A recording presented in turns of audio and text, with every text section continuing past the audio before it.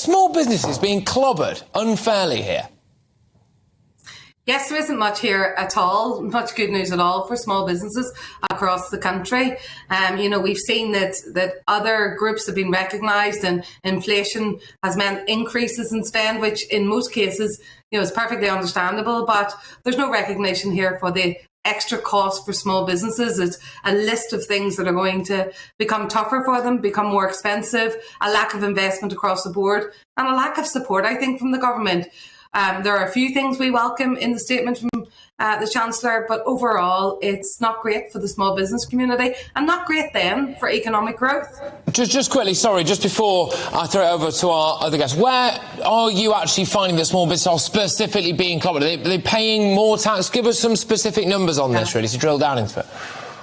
So, there's a list of things. So we know that the VAT thresholds have held at 85 grand, which with inflation, we know that's more pressure on small businesses, less likely to invest. The national insurance thresholds have been frozen. Also, the R&D's been gutted, and that's really for the SMEs, bringing in innovation. And that's a problem because that's where we get most of our innovation for. It hits big business, but also fuel duties going up next year. There hasn't been much with that, was hidden in the context. And also the slashing of the tax dividends in terms of the allowances. And that really hits small businesses. There's a list of things that's hitting small businesses on this.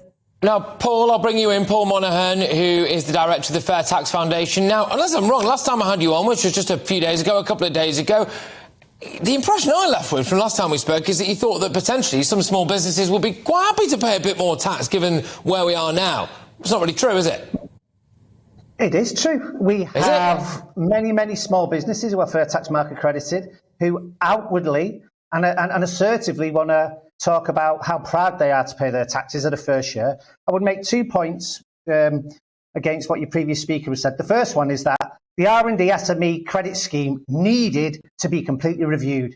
Is out of control fraud taking place. We've got small businesses claiming R&D credits for doing a new cocktail or a new pizza. That's not innovation. So even with these very measured changes, which will save $1 billion a year, we've got a budget there that was heading towards $9 billion a year. It needs a complete overhaul. Secondly, and this keeps getting missed, the first 250,000 of profits are not subject to the increase in corporation tax rate. It stays at 19%, which is the lowest in the G20 economies, and even 25% is the lowest in the G7 economies.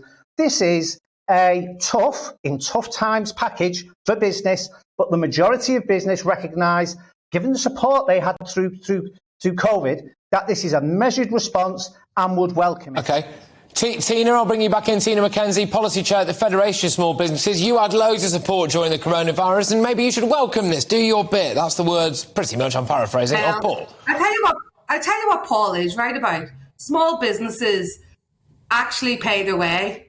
They pay their tax. They don't go offshore. They don't use sophisticated measures. And you're getting clobbered. When we're making profit, we're very happy to pay the tax. But if there's no profit and taxes go up, and the supports that are there in this time when we've got increased energy, increases on fuel, increases on inflation, increases on labour costs, and the list goes on, there comes a point where you think, OK, where is the growth going to come from? Now, small businesses have always paid their way in this country. And actually, in fact, if you look at the growth coming out of the 2008 recession, 80% of the employment growth came from small businesses. People in their communities are very happy to support small businesses because they do pay their way. But at the same time, we've lost 500,000 small and medium businesses in the last couple of years. Right. How many more do you want to close down? So there won't be the tax to pay for the services. Paul, I'll throw it back to you because small businesses, frankly, it designs a bit of entrepreneurial spirit. I understand all of that. But if they are massively out of pocket, they shut down. Your big corporations like your Amazons, who basically pay absolutely naff all tax anyway, they're the big winners in all of this. And that's what's going to happen, Paul, isn't it?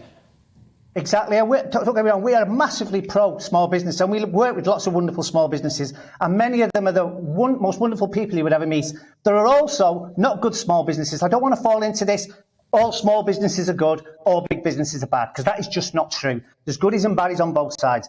Yes, the global minimum tax that's just been brought in, that'll raise $2 billion a year. That's brilliant. That will hit your Amazons, etc. But it is still the case that, if, for example, I would say to your other speaker, if it's all about, well, whether you make the profits or not, then the dividend and the capital gains taxes don't even come into play.